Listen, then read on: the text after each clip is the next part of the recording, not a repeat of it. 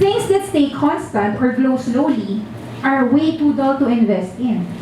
If the economy grows 3%, 4%, and bonds yield 5%, ho-hum, why bother? Change, change, change. Lots of it. All the time. That's what hedge funds thrive on. Something you can make money on. If you're looking for a bagger, you're looking for a company that changes a lot. Was China the same company or country 10 years ago? No, it changed a lot. In the Philippines, pumunta kang Cavite, 5 years ago, ganun ba yung Cavite? How about Laguna? How about Metro Manila? How about Fort Bonifacio? Pampanga? Luzon, Visayas, Mindanao? Have you seen the changes happening in the Philippines? Change, change, change. If there was no change in the Philippines, have you seen the BPO sector in the Philippines? 10 years ago, 2005, how many were in a BPO industry? 10 years after, teka lang ha. Sorry. So it's really changes. In order for you to make money, something's got to change. Nag-iba yung perplexion. So, an investment is something like this. 10 years ago, ang Pilipinas, hindi yan nagbebenta ng C2 at all. Hindi. Hindi ka umiinom dati ng C2 Apple. At hindi ka pumupuntang Indonesia at nakakita, uy, may Jack and Jill roller coaster din dito. Well, I've never been to Indonesia. Okay. But, you know, there was something that changed. Something that changed. And that change, if you can spot, is where you make money. Trends. You have to invest early in trends. That's how you make your baggers. Let me give you an example. In 1792, when the gin was invented, no more than 150,000 pounds of American cotton made its way to England. 8 years later, it was 17 million pounds. By 1850, 700 million pounds of cotton were exported to England. To put this in perspective, in 2003, 5.6 billion pounds of cotton were exported from the US. That's a factor of 5,000 growth in the first 58 years. CAGR yun. Anong ibig sabihin nun? Ulitin natin yung mga numero Baka malula kasi. 150,000.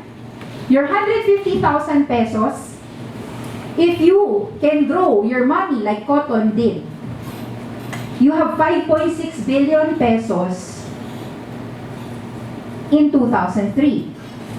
But, walang kwenta yun. Namatay ka na nun 1850, just 58 years after, your 150,000 is 700 million pounds. Medyo may kwenta yun. Buhay pa ako 58 years. But, even just 8 years, 8 years later, it was 17 million pounds. Pwede pa rin. 8 years, buhay pa ako nun. Kaya ko yan. Pwede ba ako mag-invest sa cotton noong 1792 when the gin was invented? Pwede. Kahit na walang stock market pa nung oras na yun. Pero meron na, by the way. Bakit? Bakit nangyari yun? By the way, the cotton grew by a factor of 8 for the next 153 years. From 700 million pounds, nag-times 8, nag-5.6 billion in 153 years. Okay? That is a puny compounded growth rate of 0, insert 100 zeros, 1%. You have to be early on these trends. That's where the money is. You get it? If early investor ka ng cotton, 1792, in 8 years, panalo ka. 17 million In 58 years, panalo ka pa rin. 700 million. That's where the jackpot is. Now, yung 700 million, kung naging 5.6 billion pesos yun, wala ka na rin pake. Hello, cost ko nga. Sabihin na natin, hindi ka dun sa 150,000 pounds na time. Nandun ka na sa mga 17 million.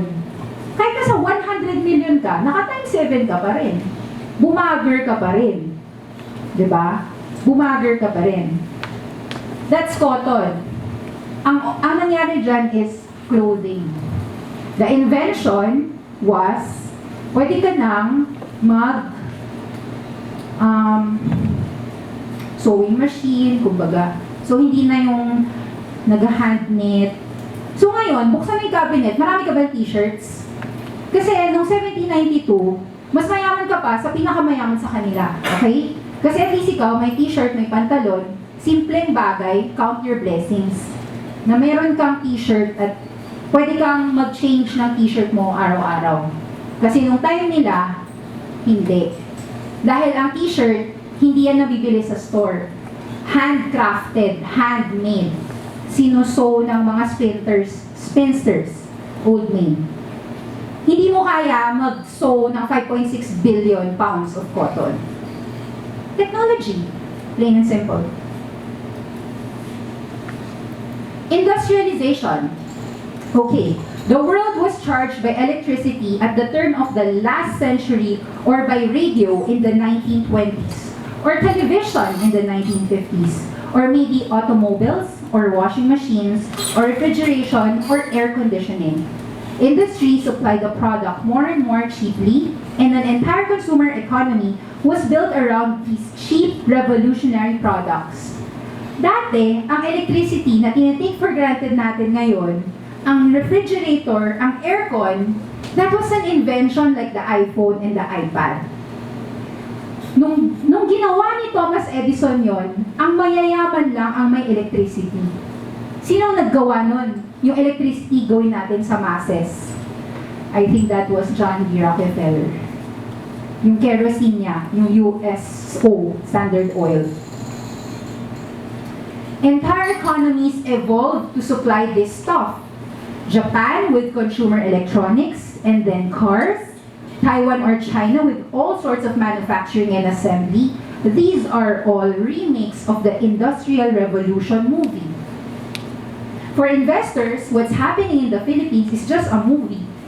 Nakita na nila to sa Indonesia. Yung nangyayari sa Pilipinas ngayon, para tong movie, ay napanood ko na to, kaya ito lang gagawin ko. Ito, to. Okay. Industrialization was not some master plan to remove workers from their century-old tasks. Instead, it was a complete re-engineering of life based on the ability to provide daily staples at much lower costs. Getting everyone together in one steam engine-driven factory produced higher quality and lower cost textiles than anything done at home by old spinsters.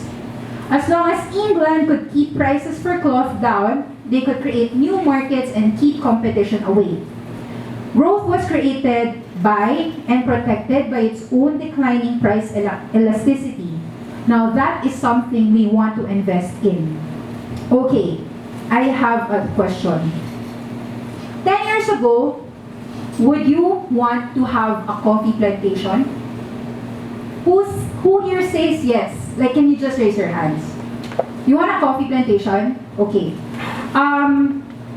What do you think happened with the coffee prices? Go up or down? Who says up? Who says down? No one's answering? Someone said yes? Okay. Coffee prices actually went down because there's so much demand. If there's so much demand for coffee, we will all plant coffee farm. Which is not a bad thing. Because even if coffee prices fell 50% from the highs of 10 years ago, I don't have a chart here, okay, but it's been in a